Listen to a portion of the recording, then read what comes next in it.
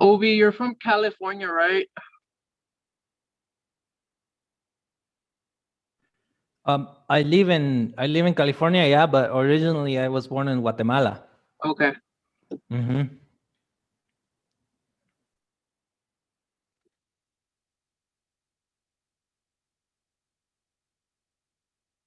Okay, students, if you're joining us, please hold on a minute. We're waiting for everybody to get admitted, then we'll start.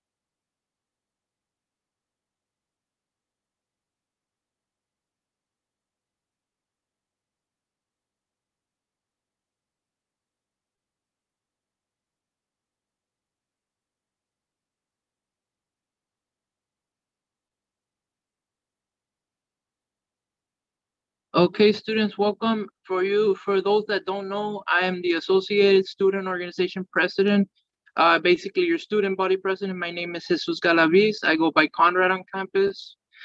Today we have a special treat from you coming live from California. His name is Mr. Ovi Vasquez. A little bit about him is that he's a farm boy raised in the poor village of the sugarcane fields of Central America, and he had the privilege of attending Harvard Business School online. He is the author of 5 books and Univision on-air collaborator, and he has worked for many great companies like Apple, Tesla, Salesforce, and Uber.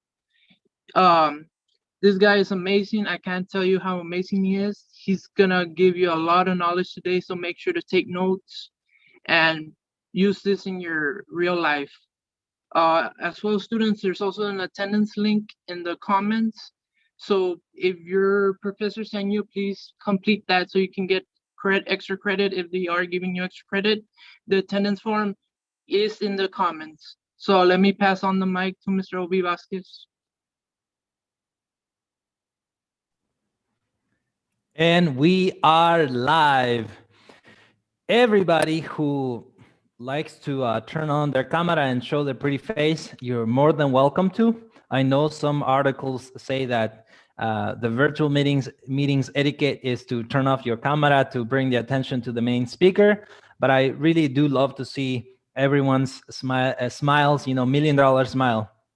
And today, the presentation will pretty much go into 2 parts. The first part will be, they say that people don't care how much you know until they know how much you care. So I want to share with you my story and as to why it is that we're doing this presentation today, and how is it that I made it from milking cows in the sugarcane fields of Guatemala to working for some of the most globally recognized companies, as Jesus said, Apple, Tesla, Salesforce, Uber. And then it led me to also participating on Univision for a year and a half.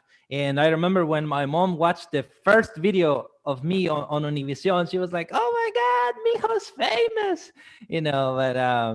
But she asked me the question, and she said, "Mijo," and we're talking on the phone, right? She said, "Mijo, ¿cuándo va a salir en las telenovelas?" Right? Like, when are you gonna be in the soap operas? And I said, "No, Mama, that's Telemundo. I'm on Univision." So things like that, have happened to me, and then publishing 5 books, it's really a milestone that many people only dream of doing, and they don't really sometimes get to doing. And people think that is something admirable, but I really think is that the story of how I grew up is what built me to come up to be the person that I am today. This is why I will share first the story, and then I will share the strategies that led me to working at these companies. All right. The first story, you can honestly focus on what is it that you can relate with, what is it that you can take to heart, what is it that you can take as a reminder later on when you go through struggles. I know many of you just came out of a tough time right now. And then the strategies, I really invite all of you to use those in a very smart way, as they say, work smart, very smart way to sell your story into the opportunity that you want to get into, whether it's a job at a more local enterprise or is a job or career at a global corporation, or if you're an entrepreneur like me, maybe starting your own business. There are strategies and tools that I have personally used. And if you can hear my accent, I never let my accent stop me from the very next thing that I want to accomplish. So if you're ready to get started, let's get started.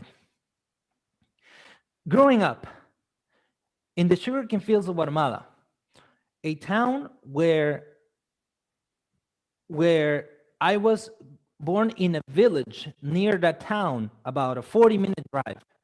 And in this village, Aldea El Chontel, there was no electricity until the year 2000. In the year 2000, that's when I turned 10 years old. I'm currently 30 years old. I may look young to many of you. I may look old to many of you. It doesn't really matter because they say you're only as young as you feel. And so I feel 30 like I'm 30 because I'm 30. And growing up without electricity in the little ranchito that my grandmother had was what really taught me how to work hard. I don't know if you live with some close relatives, and usually the older relatives, they're the ones who send you to do the work around the house. So my grandma would send me to take care of the pigs, to take care of the chickens, to take care of the cows. And I began to learn to how to milk cows at 8 years old. And at 8 years old, I remember becoming confident about being around the cows. And one time, like a year later, I was walking around this cow nearby, and I remember that I slapped the cow because that's what my uncle used to do to the other cows. And so the cow just bam hit me right on the stomach and sent me a couple of meters back on the ground. So I was like, I could not even breathe, and I could not get off the ground. And nobody was around, right? Because I was in the field. And my grandma would usually spend most of her time inside the kitchen making food. You know, grandmas, they always make the best food. My grandma's name was Doña Elena Sarceño Ruiz. Mama Elena. Mama Elena is is to me the leader that really didn't have a title or of leadership, but really led the way for me to become a person that could see things through, that couldn't let situations stop me.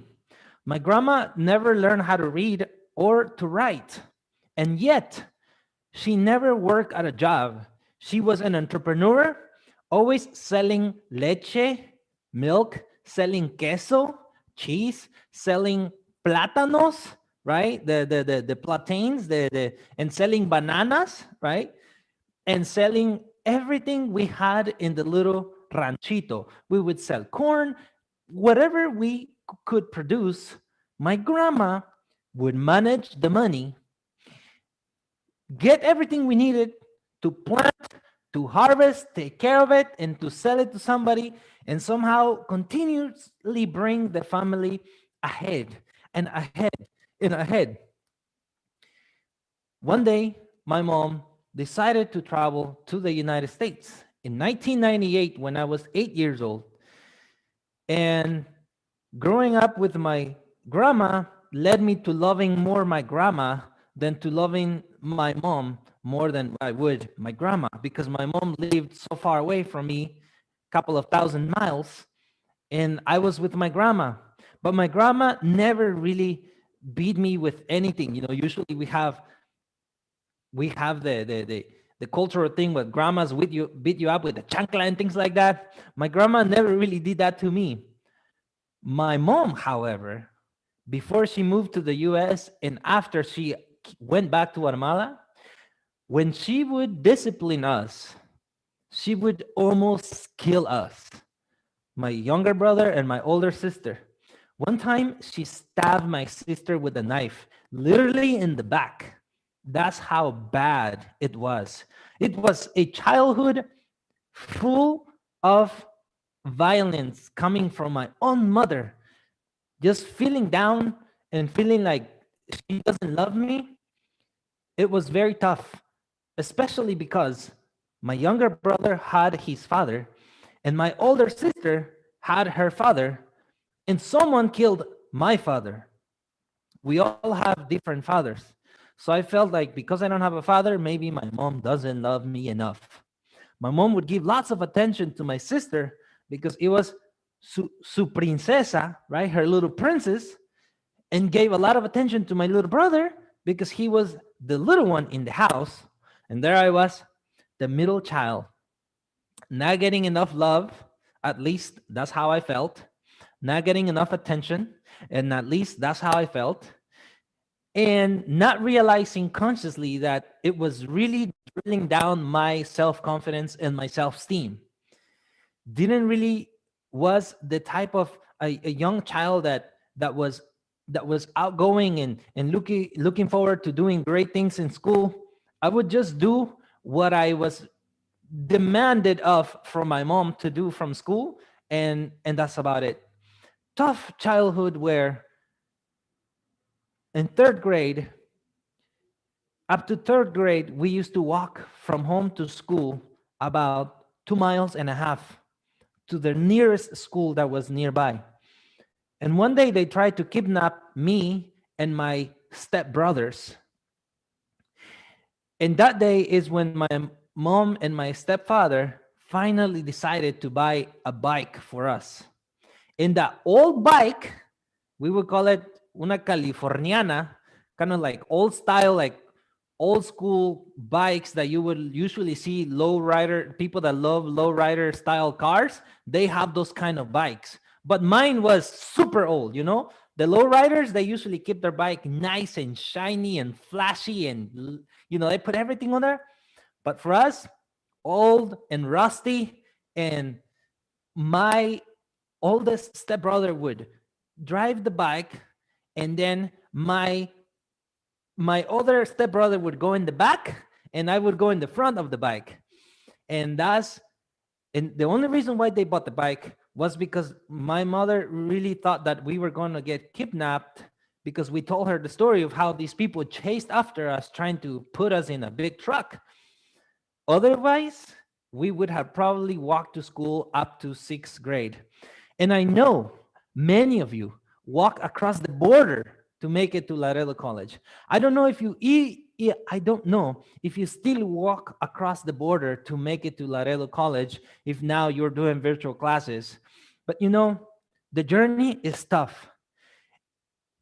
And what that taught me was, now I realize it because I didn't realize it then, that sometimes the journey seems far. Sometimes in the journey, it feels like you don't have the energy today to go through the journey.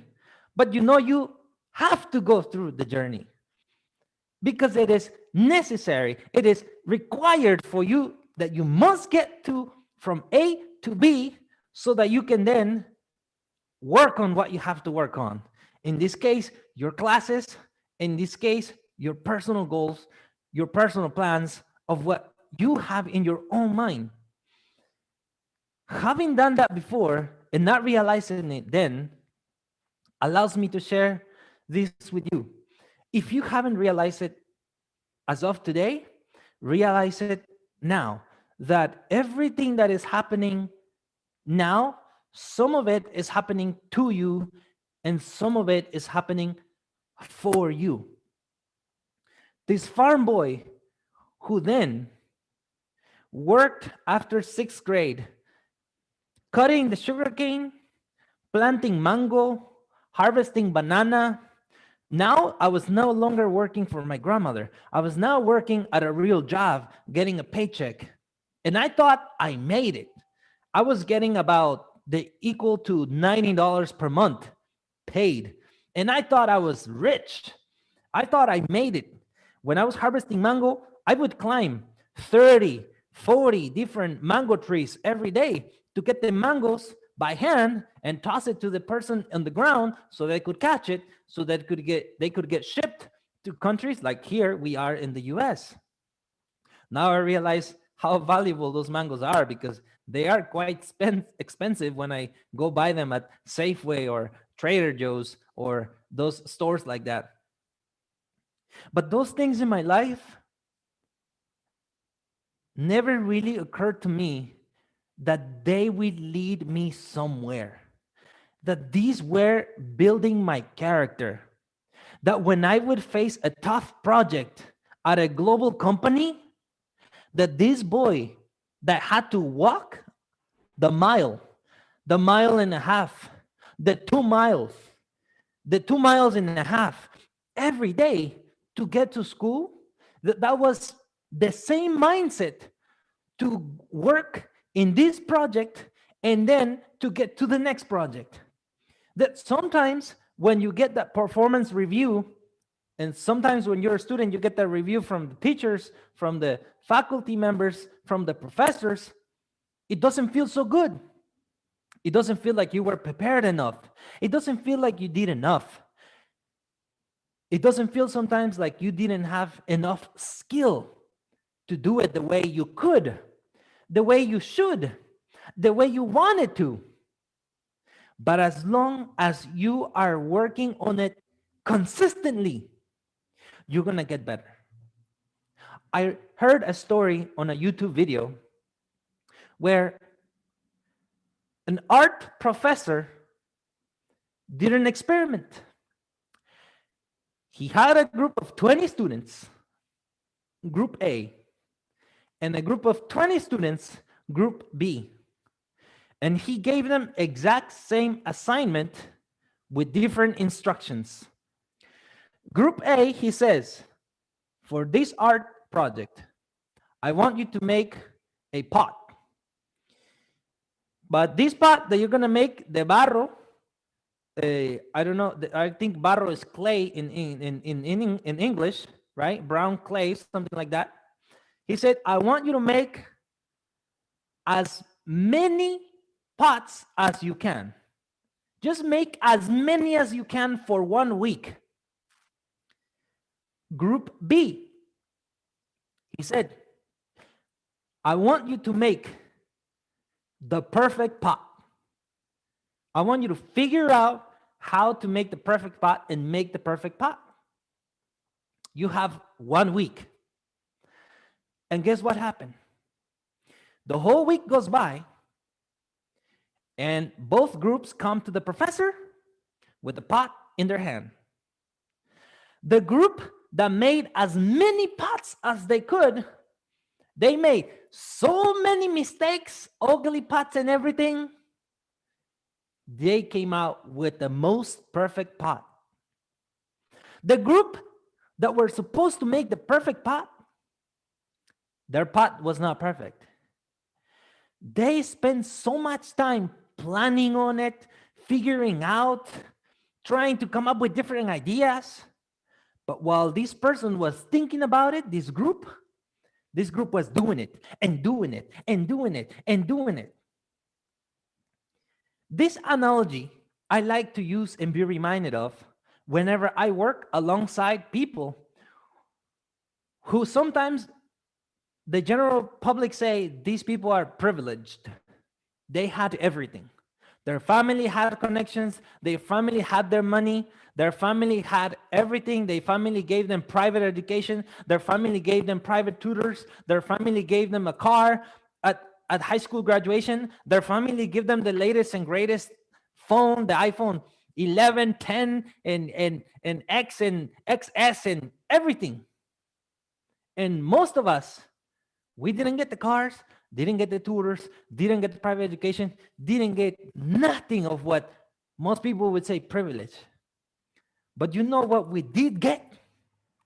And this is why when I used to work for General Motors on self-driving technology, some of my tests would come out better than the engineers themselves that had the same job position as I did.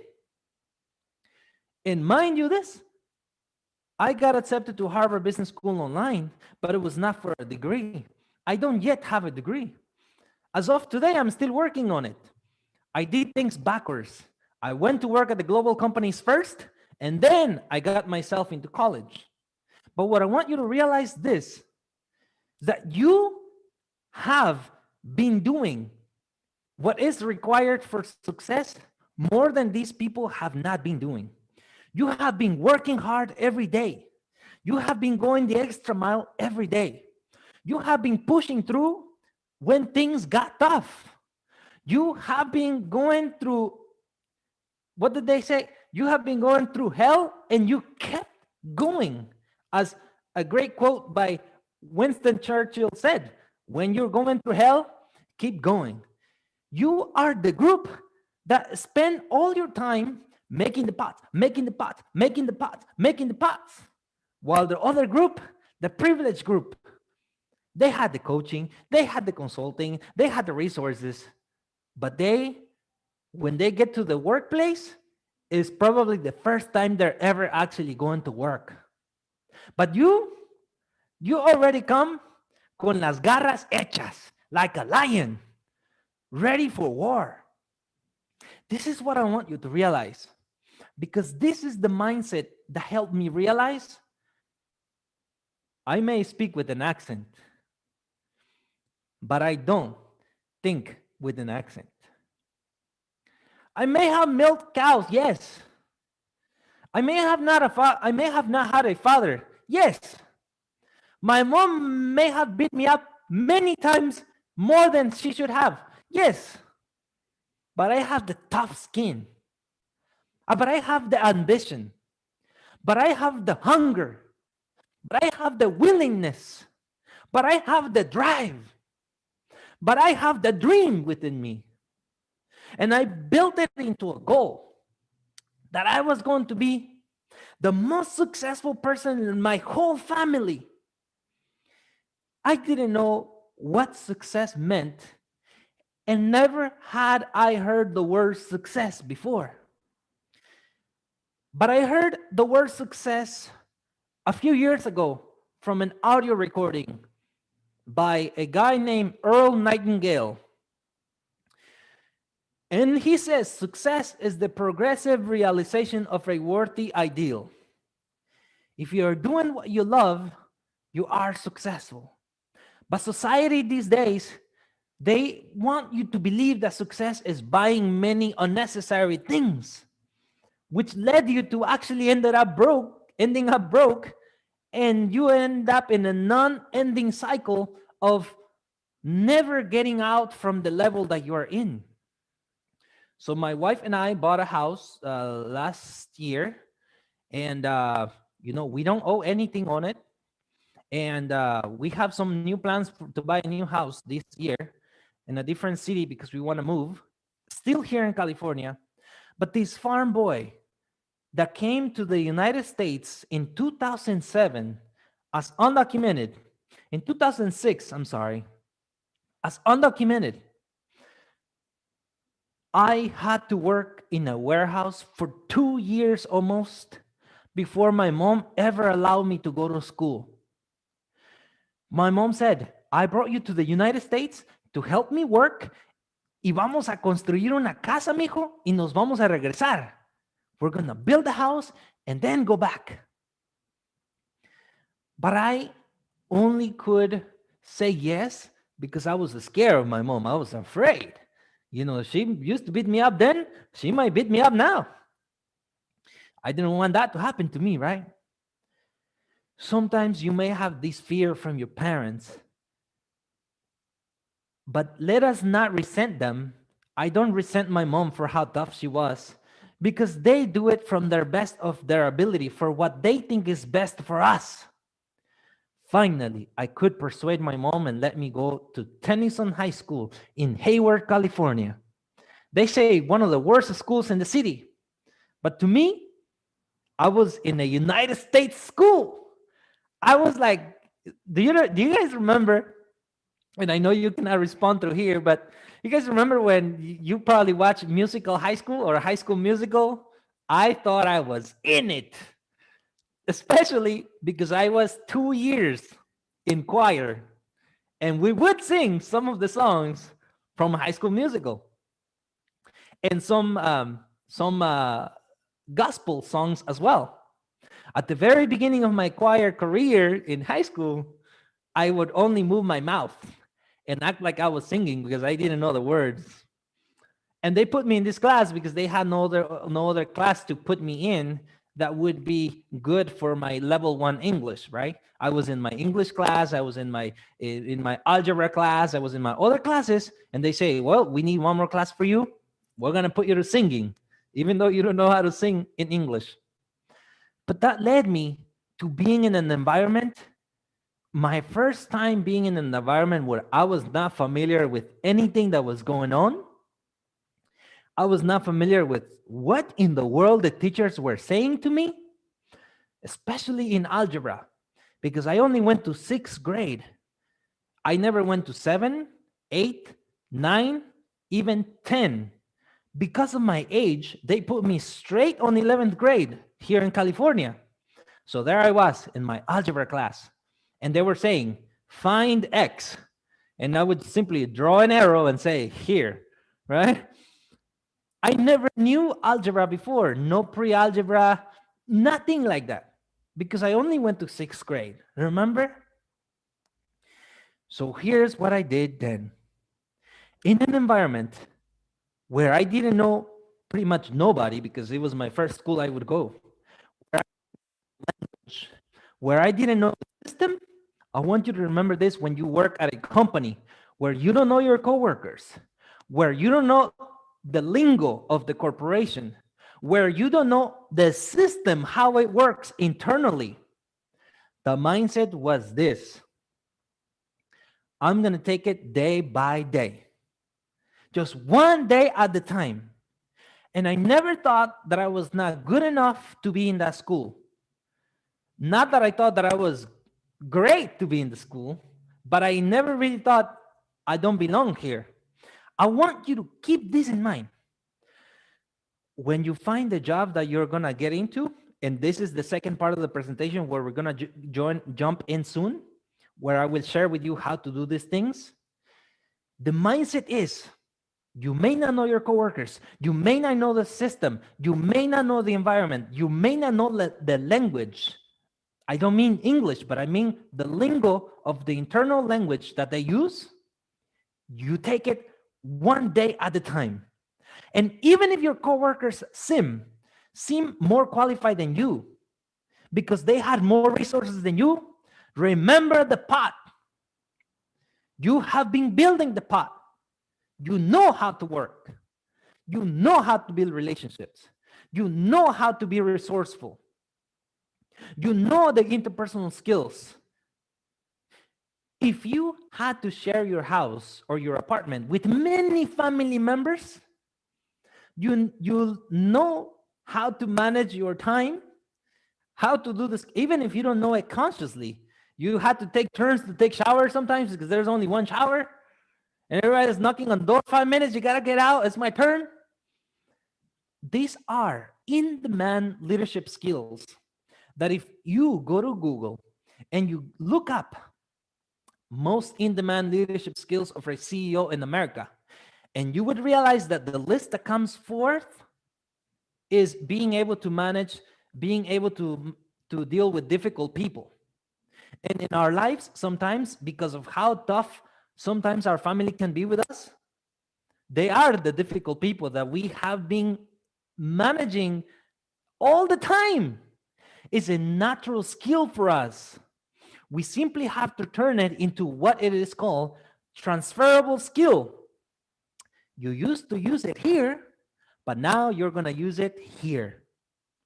Are we all good with that? Now, the mindset that I was telling you about is not enough to be successful. You need the skill set.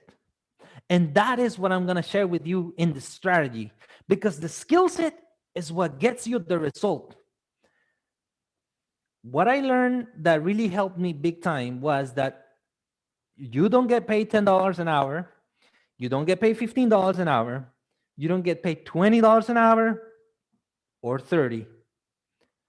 You get paid for how much value you put into that hour, how much value it is to the company. You can work at McDonald's flipping the burger and make $10 an hour or whatever wage it is locally to you, and you're working for McDonald's. Or you could work for McDonald's corporate and get paid $100+ an hour. So do you see how you don't get paid by the hour? You get paid by how much value you are delivering in that hour, because you can work in the same company, but depending on the level that you are in, that's how much compensation you will get. That's why people say, oh, I get paid $20 an hour. No, you don't. Because if you will get paid by the hour, you could just stay at home and they will send you the check. But that doesn't happen, right? So I learned, okay, Ovi, I have to become more valuable.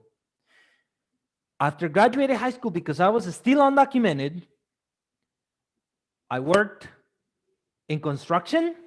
I work in gas stations. I work in warehouses, in other warehouses. I work in all kinds of jobs. I work delivering boxes from Amazon to the post office. Any job I could get. I work cleaning dishwashing machines in all the restaurants in San Francisco. I would go and switch their detergent and everything. Whatever job I could get. And you know what? I could never get paid more than $20 an hour. So finally, in 2015, I received my DACA, the Deferred Action for Early Childhood Arrivals, right?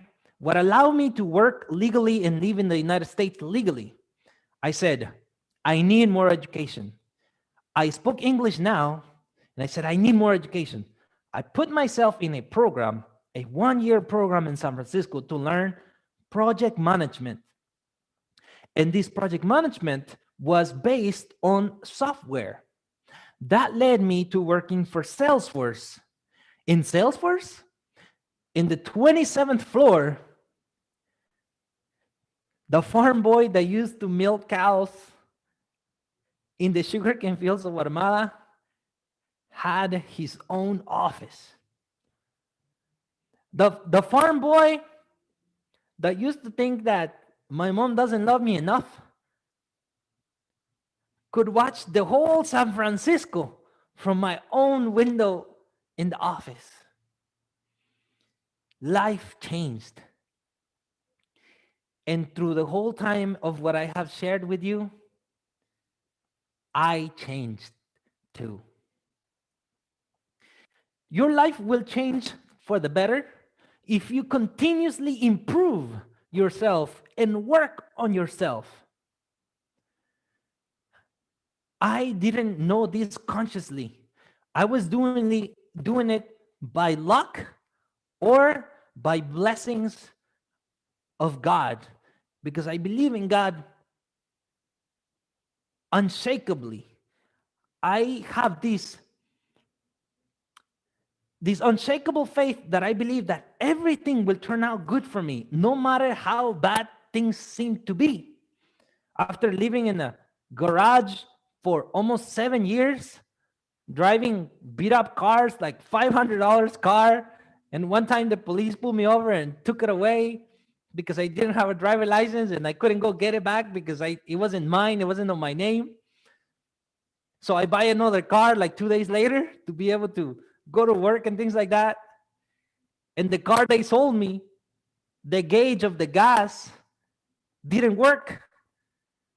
So on the side of the freeway, it broke down again because I had no gas.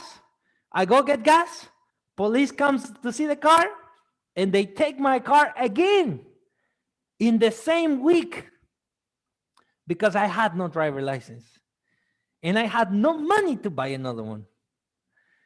having tough times of my grandmother passing away in Guatemala in 2009 and me not being able to go to the funeral.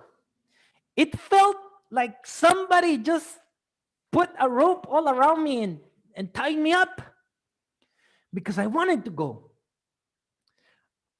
I had this burning desire to go, but I couldn't go. Sometimes you have the burning desire to do something, but you can't. But you want to, but you still can't. Even when things get that tough for you, there is a bright future for you if you continuously work on yourself.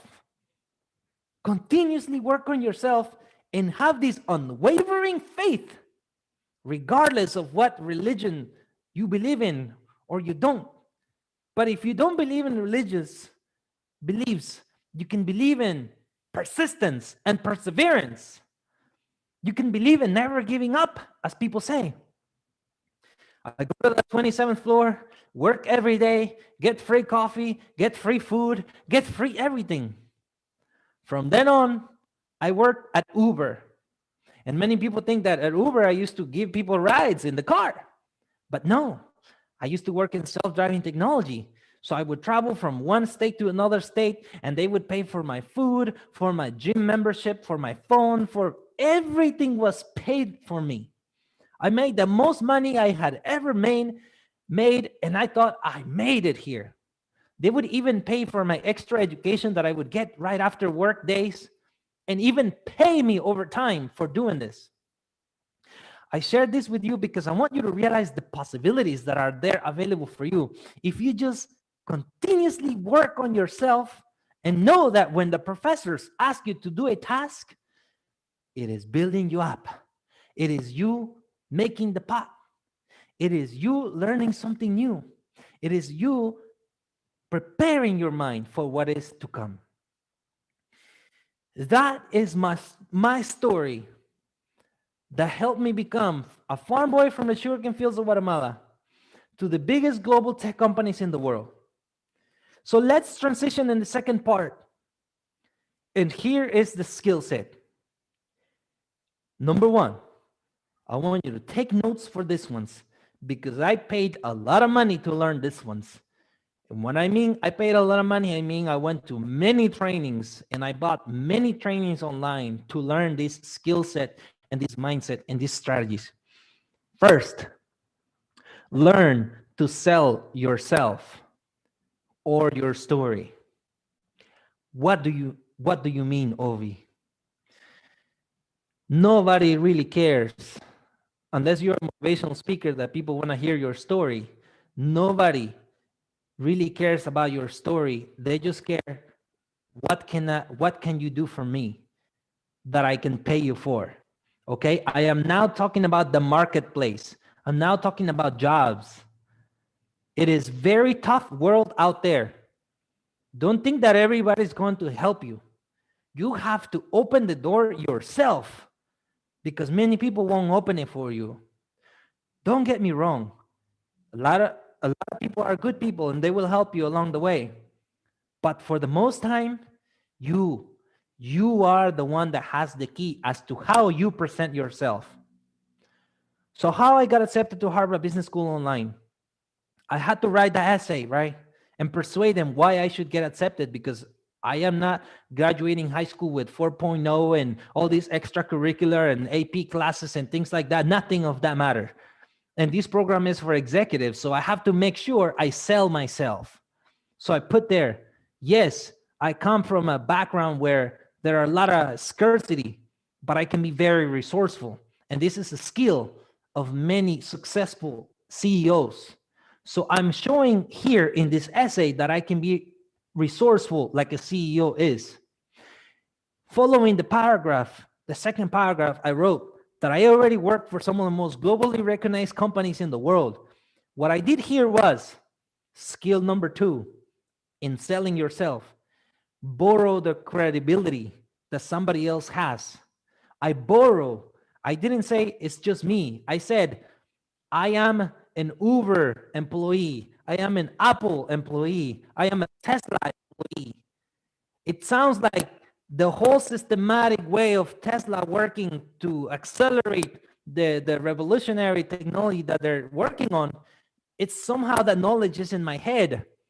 So I need to expand that knowledge through learning the Harvard information so I can make an even bigger impact. So I put on there that it's not just me, that I am a professional that comes from the most desirable companies to work for in Silicon Valley. I borrow that credibility. I didn't say, oh, it's poor little me, Ovi. I used to milk cows. Please let me in. No, because people say, okay, you're poor little Ovi, but what are you gonna do after I give you all this information? What are you gonna do with it? I need you to do something with it. I need you to produce something with it. But there I was, selling myself, saying, look, I can be resourceful. I already been for some of the most desirable companies to work for. And now I'm applying to you because I plan to take this to the next level. And here's the third skill. Realize that on the other side, whether it's a written statement or a video, an interview that you're doing for a job, or a phone call, or a text, there is a person on the other side. And if it is a person, because most times is, unless you're applying online and you go through the system, the systematic system, if it's a person reading your stuff, that person can be persuaded. Persuade people. I persuaded whoever read that essay to let me in by saying, I plan to leverage this information that I will learn in this program to go back to as many colleges and universities, as many communities as I can, and help them become leaders. I was selling myself as somebody who can be resourceful, who can adapt to an environment totally different than where I come from, and that can be someone that develops other leaders.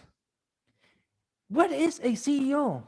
A leader leading a big organization, trying to build more, developing more leadership in the whole entire organization so that things go through smoothly, yes?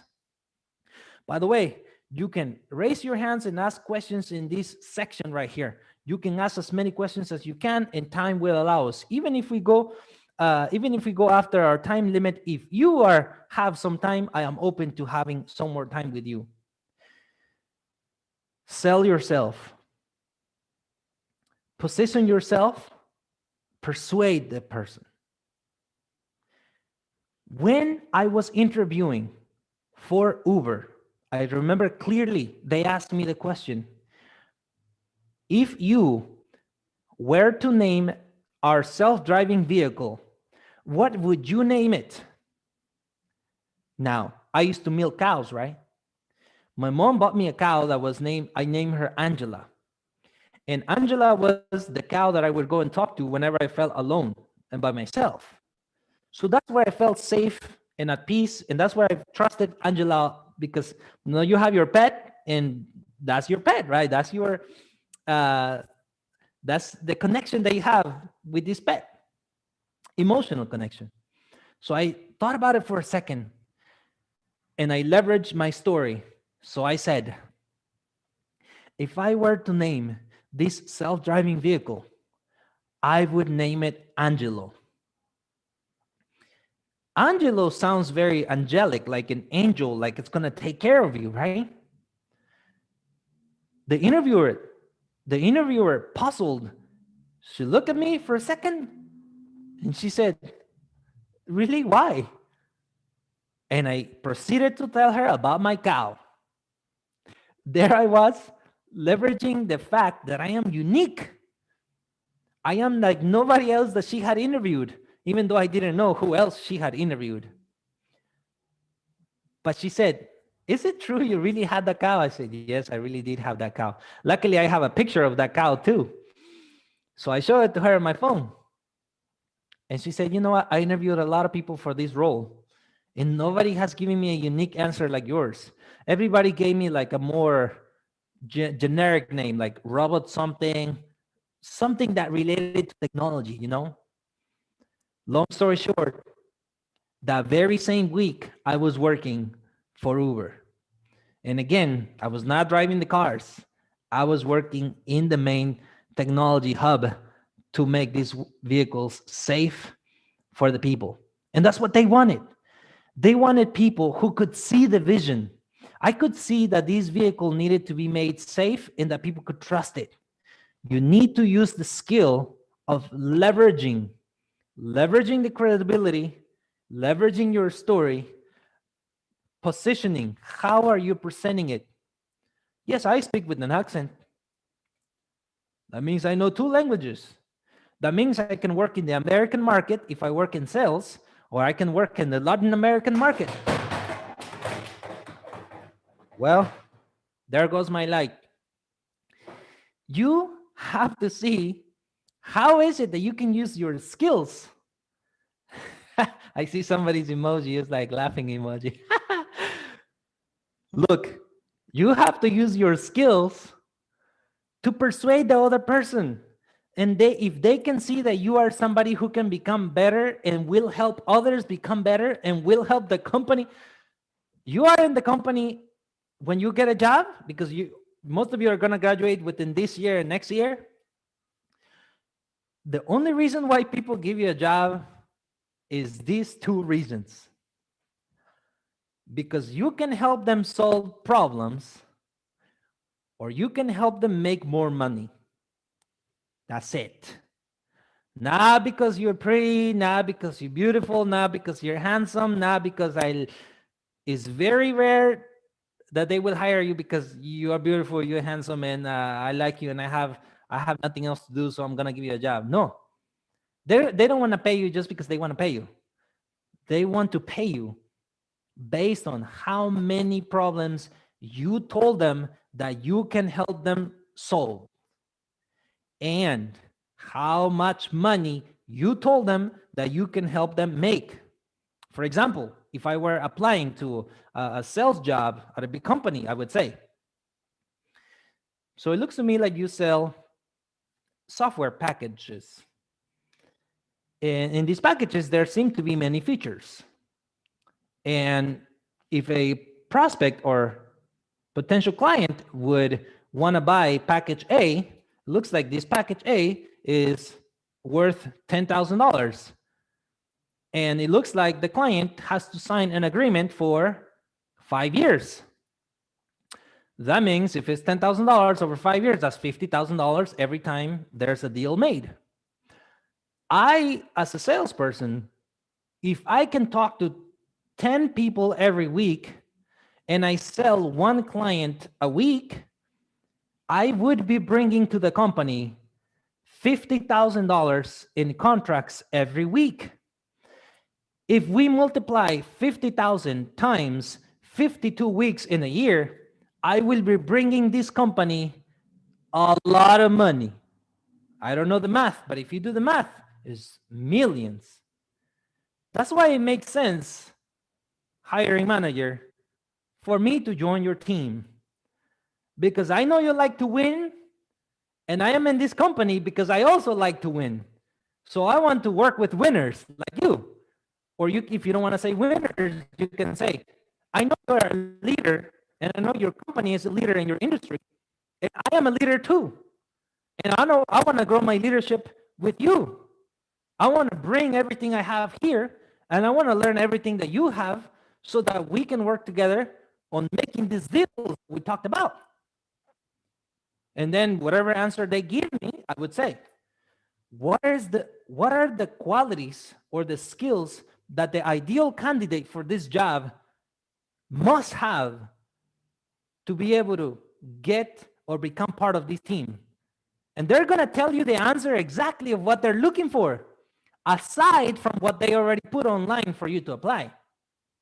And when they tell you, oh, we really are looking for somebody who can adapt to challenges, because it is very tough sometimes, especially when, the coronavirus came in. We had to change operations, so it was difficult. Nobody could adjust, and I mean, everybody really had to adapt, and that's why we're really looking for somebody who can adapt. And then you can say, that's excellent, because let me tell you of this time where I had to adapt myself and thrived after this situation that happened to me. This skill set of sharpening your communication skill to be able to persuade the other person, to be able to help them see you in the future helping them, but they have to be able to see it now. I use those skills to help them make the decision to say, sure, Ovi, come on board, work with us.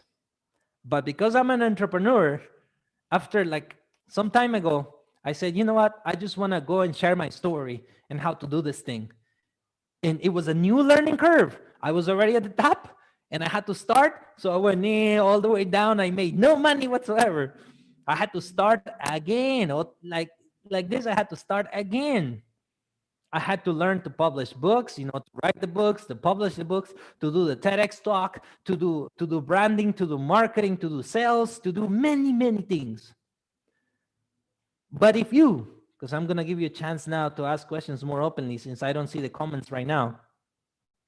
I already see 3 comments here. I want you to take this story, skill set, and mindset. Many of those privileged students, many of those privileged people interviewing for the jobs that you're interviewing for, sometimes they're missing skill set because they have never built the pot. Sometimes they're missing the mindset. They had never had to do the walking back and forth every day to go to school, trying to figure out how to make the money, trying to figure out who's going to take shower first, trying to figure out where's the next job going to come from, trying to figure out whether we're going to make it at the end of this month, where the money is going to come from. They may not have the mindset, but I know you do. And if you just do you too,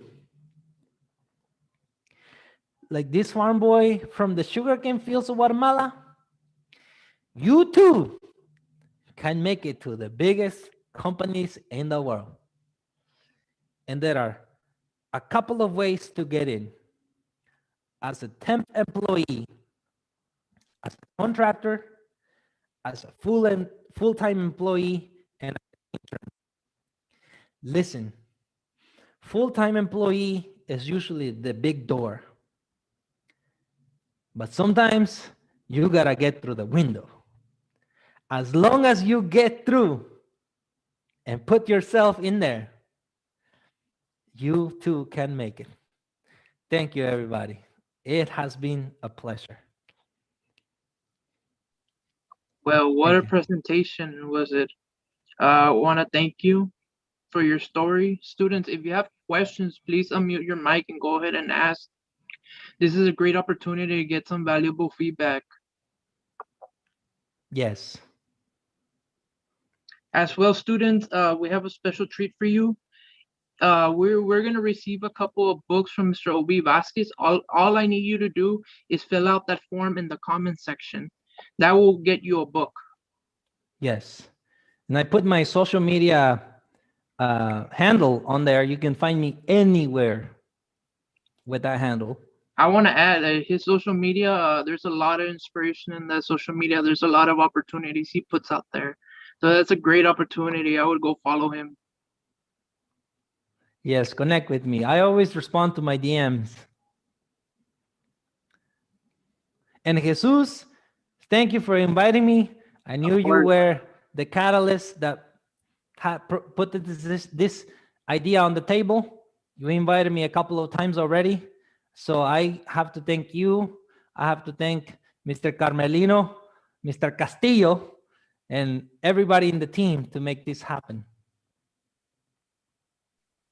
Yes, I really love your story. I love how it kind of resonates with us here in Laredo, and I wish you would come back, hopefully when the pandemic is over in person and share your story.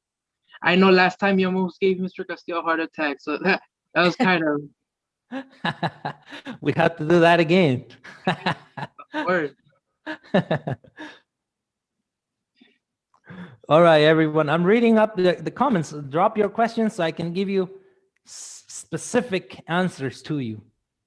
Specific. If you Well, don't ask, I have a question. please. You live in California, which there is Hispanics there. How do you think you would have developed if you would have been in somewhere else in the United States where Caucasian was like the majority? Oh, me hubiera creído gringo. I Yeah, mean, because it's kind of nice because you can kind of relate to people there and pues, la raza. la raza, yes. I would have tried to blend in, and even though there were a lot of Latinos in where I went to school, very interestingly,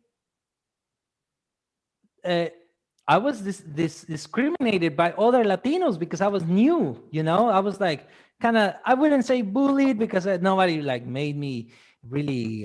Nobody tried to beat me up or anything like that. But they would tell me to shut up when I would try to speak in English, right? In our English learning Yeah. class, and that was the whole purpose of the class, to speak. So I would actually get together with Vietnamese, with Indian people, and any other country that there was. And that's how I learned English in 2 years. Very rapidly, I was already off the English learners classes. I was just in regular classes. That's amazing. That's what Well, happened to me. we have a question from Alejandra Serna. Any Yes. tips for a good resume? Yes. For the resume, and there's going to be a workshop that we're going to do on April 1st. I don't know if you're going to be part of it, if everyone here will be part of it, but this is what I do. I already have a pre-made resume, right? But for every job, you have to tailor it to that job. So I go to the job description, and it literally says skills we desire or required skills. You copy those and you paste them into your resume, and see which ones actually you do have.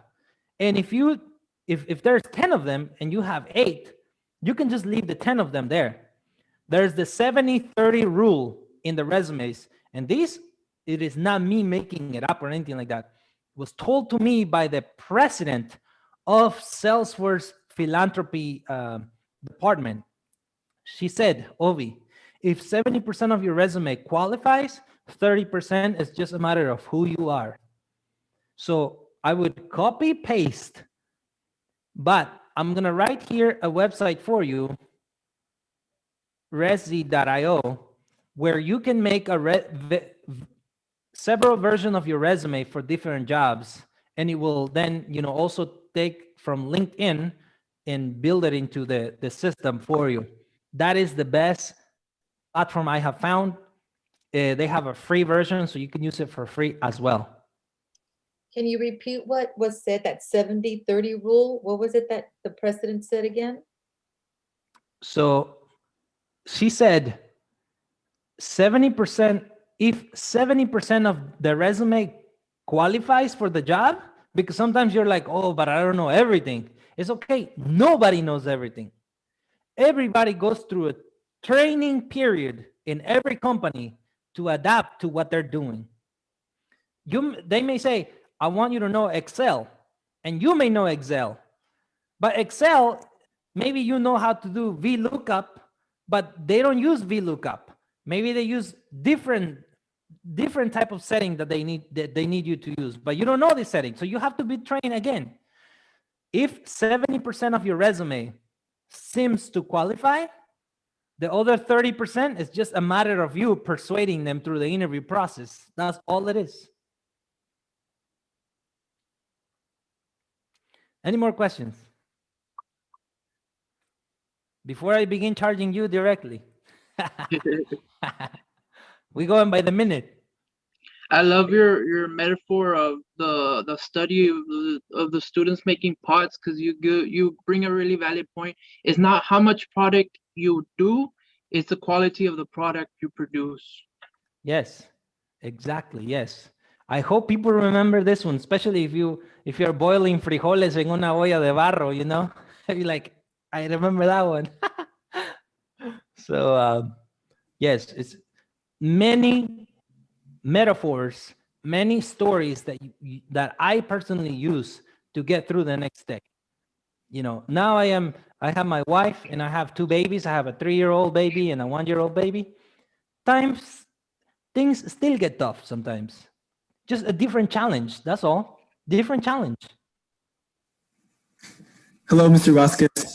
Pleasure to hear your story. I just wanted to know any advice for like work experience for like college students, maybe like a starting point so we can get that experience and maybe like even learn, how to work hard or, how to be in that environment so that obviously we build mindset and like just an experience. I would like any recommendations for that.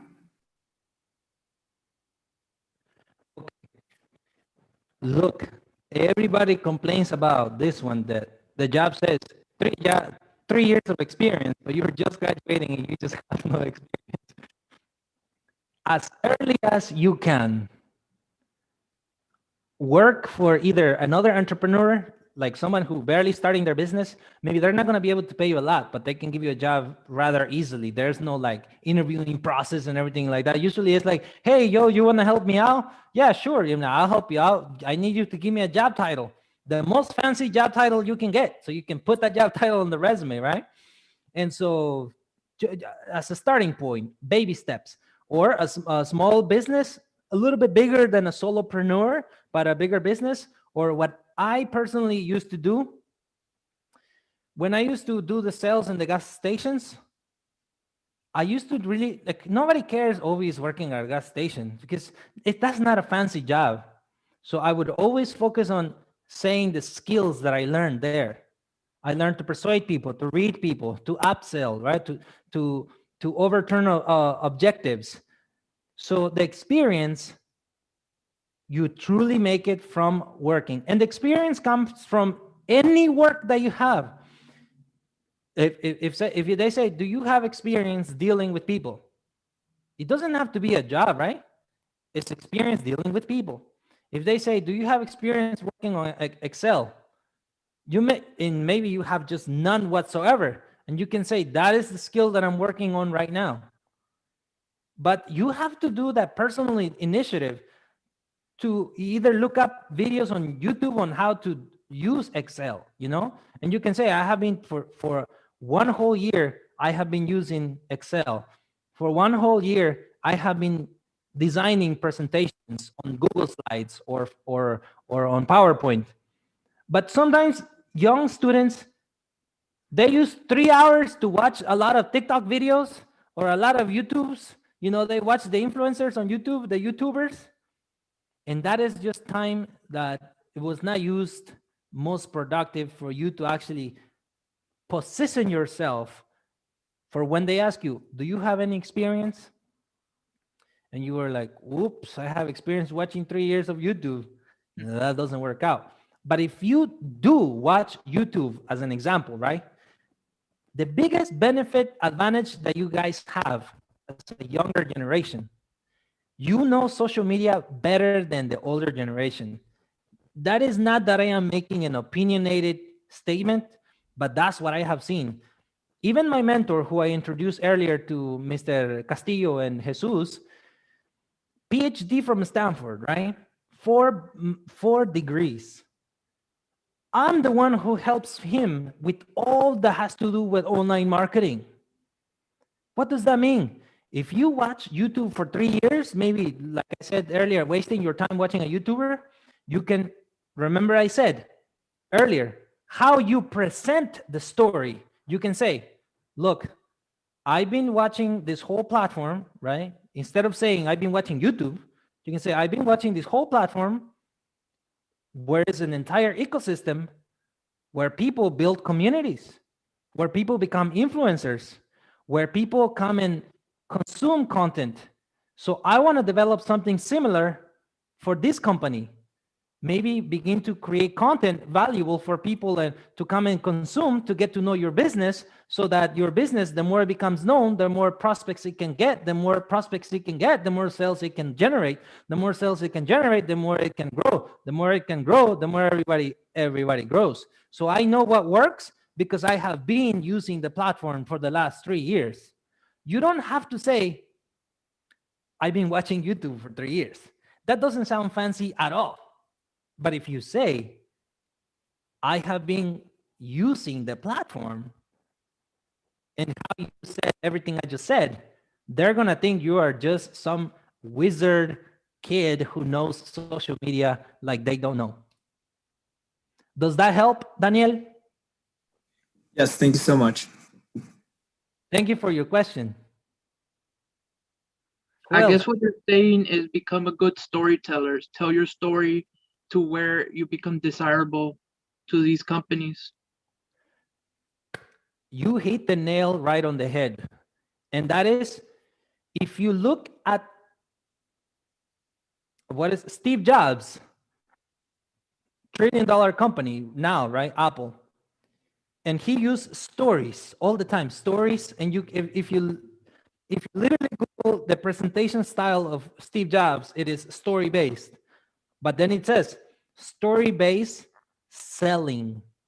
And that's why I said to everyone earlier, you have to sell yourself. It doesn't feel too good to us because our culture teaches us something like, oh, sales is dirty, like sales is bad. Sales is like, man, I don't want you. If you want to sell me something, don't talk to me. No, you have to look at it this way. Unless you sell yourself, I mean, you're not selling your body or anything like that. Unless you're selling your skill set to this company, you cannot help them. So why wouldn't you want to help them? And if you don't help them, they won't pay you. There's no compensation. So you have to look at it from this way. I must persuade them, I must convince them that I can help them so that they can compensate for the help that I will give to them. Your story is worth a lot, depending on how you present it to them. Go ahead, everybody. And if you want to send me a testimonial, a little comment on Instagram, I always love those too. I have like 300 something comments that people have sent me after the presentations. And I know this is also being streamed on YouTube for your family members to watch, because many family members don't understand what you're going through sometimes because they can't see the vision any farther than you can sometimes. My mom was more happy when I got a job at Uber than when I published my first book. And to me, publishing my first book was like having my first baby, you know? Thank you for your story. Okay, great. If you have a question, please unmute your mic. We'll give it a couple more minutes. And I still have DACA for those that may be curious. I still have DACA. And even before I had DACA, I used to travel from one state to another state, giving presentations everywhere. I never let the fact that I was undocumented stop me. I just kept going until they said, no, you can't do it no more. I would try to find some other way. I worked for the county of Alameda County Office of Education for like a year. They said, we cannot hire you because you don't have a valid social security number. So guess what I did? I started my own company and had them hire my company. And I was delivering the work. So when they would pay, they would make the check to my company. I would take the check to the bank, cash it, and keep the money. You have to get through, if not in the door, main door, you have to go through the side window, all right? Smart man, they say. Don't forget good looking. All right, students, it's about time to wrap things up. Once again, if you want a copy of Mr. Vasquez's book, please fill out the attendance form that's posted in the chat section. I want to thank Mr. Vasquez for his time. He's given us some very valuable information that hopefully you can take on and use it in your personal life and become the leaders of tomorrow. Okay. Jesus, I want to answer one last question here, if we have a minute. Yes, sir. So it's coming from Nidia, and she says, Mr. Vasquez, what would you say or recommend to a student who speaks Spanish and is shy in speaking English? Personally, I've never been shy, but this is what I've seen other shy people do, and maybe you want to practice this too. Try to practice speaking in groups. The group that I personally joined myself, not because I was shy, but because I wanted to practice speaking English more, it was Toastmasters International. I know now there's no in-person events, but Toastmasters International, you pay like $60 every 6 months, and it's public speaking. It is for constructive criticism, not for judgment that will bring you down. And something the most influential people do, try to talk in the mirror. Yes, most of us culturally think that's crazy, but when you watch many of the most successful people in the world, they, if not all of them, most talk to themselves in the mirror. Try do it in English. Say, you know what, Nidia, you're beautiful today. I like your smile.